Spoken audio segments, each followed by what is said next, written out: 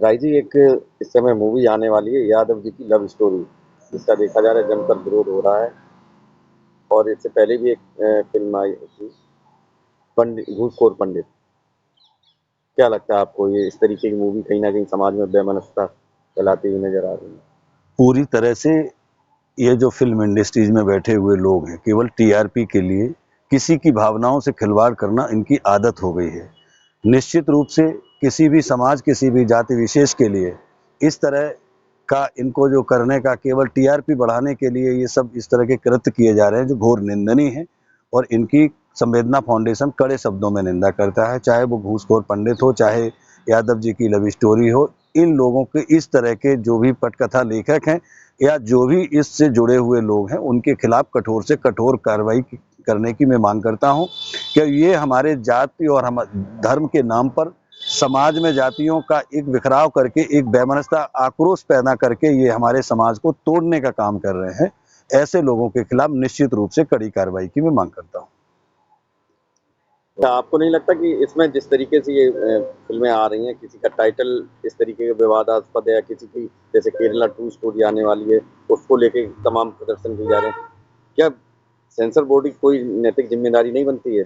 इस देश में नैतिक जिम्मेदारी लेने की परंपराएं सी समाप्त होती जा रही हैं। जो जिस तरह से लोग, जो जिम्मेदार लोग बैठे हैं, इनके खिलाफ नहीं देख रहे हैं। शायद मैं समझता हूं देश का सबसे बड़ा दुर्भाग्य है कि शीर्ष पदों पर बैठे हुए जो चयन बोर्ड है, जो इनके सेंसर बोर्ड में जो कमेटी बैठी है, किस तरह इनको स्वीकृति प्रदान कर देती है, ये देश के लिए सबसे बड़ा दुर्भाग्य है। क्योंकि मैं ये निश्चित रूप से कह सकता हूं कि ये सेंसर बोर्ड की जिम्मेदारी, पहले जब इस तरह की फिल्में आती थी, विरोध होता था, तो निश्चित रूप से वो अपनी सेंसर बोर्ड अपनी स्वयं की जिम्मेदारी लेता था, उनके खिलाफ कार्रवाई करता था। लेकिन आज जनता को सड़कों पर उतरना पड़ रहा है, फिर भी उसके बाद भी इन लोगों के खिलाफ कोई कार्रवाई नहीं हो रही है।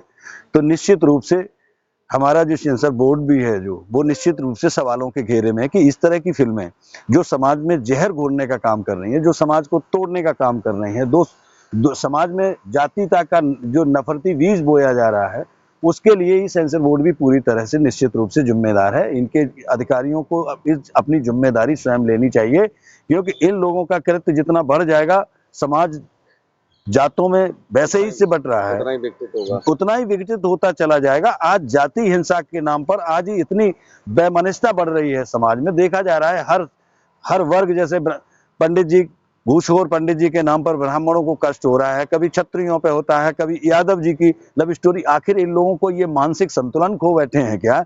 इन लोगों के खिलाफ इनका मानसिक संतुलन या स्वस्थ होता तो इस तरह की कोई स्टोरी नहीं बनाते। क्या मांग करते हैं? मैं मांग करता हूं कि इन सभी लोगों के खिलाफ, इनके फिल्म प्रोड्यूसरों के, पटकथा लेखकों के और जो भी अभिनय से जुड़े हुए लोग हैं, इनके खिलाफ कड़ी से कड़ी कार्रवाई की जाए। और मैं तो कहता हूं कि इन पर एनएसए लगाई जाए, राष्ट्रीय सुरक्षा कानून के तहत इनके खिलाफ कार्रवाई की जाए, क्योंकि ये छोटी सी बात नहीं है। किसी जाति को टारगेट करके आप टीआरपी बढ़ाने के, पैसा कमाने के लिए ईमान बेच दोगे, चरित्र बेच दोगे। तुम लोगों का, इन लोगों का निश्चित रूप से आत्मा मर चुकी है इस देश में।